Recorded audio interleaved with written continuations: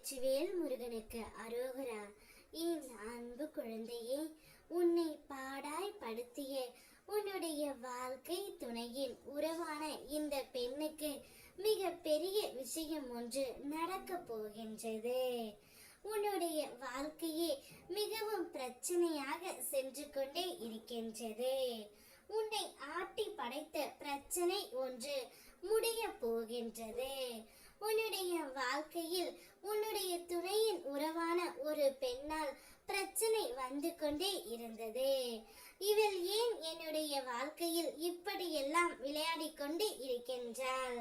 இவள் இல்லாததையும் பொல்லாததையும் என் துணையிடம் சொல்லி எனக்கும் அவருக்கும் சண்டை வருவது போல் செய்கின்றாளே என்று உன்னுடைய மன ஏக்கம் எனக்கு புரிந்து விட்டது.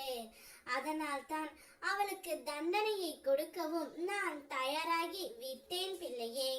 உன்னை பாடாய் படுத்திய உன்னுடைய வாழ்க்கை துணையின் உறவான அந்த பெண்ணுக்கு இன்று தகுந்த தண்டனையும் தீராத நோயும் இப்பொழுது வந்து மன கஷ்டத்தாலும் பண கஷ்டத்தாலும் உடல் அளவிலும் கஷ்டப்பட்டு கொண்டு இருக்கின்றாள்.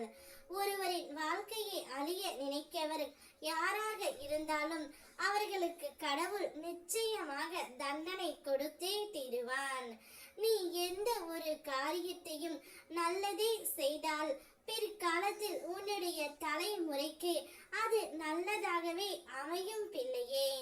அதனால் நல்லதே நினை, நல்லதே நடக்கும் என்று கூறுவார்கள். அதே போல் எதையும் எதிர்த்து நின்று போராடும் மன தைரியத்தையும் நீ வளர்த்து கொள்ள வேண்டும்.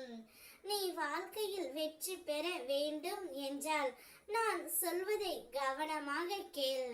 சாதிக்க வேண்டும் என்ற சப்தம் உன்னில் நிச்சயம் இருக்க வேண்டும். வென்று காட்ட வேண்டும் என்ற வீம்பு இருக்க வேண்டும். வளர்ந்து காட்ட வேண்டும் என்ற வைராக்கியம் இருக்க வேண்டும்.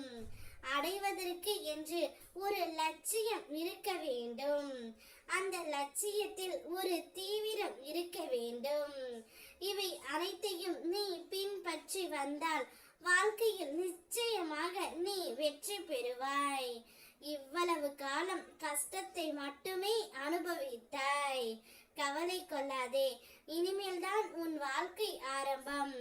இனி உன் வாழ்க்கையில் எல்லையற்ற மகிழ்ச்சியை அனுபவிப்பாய்.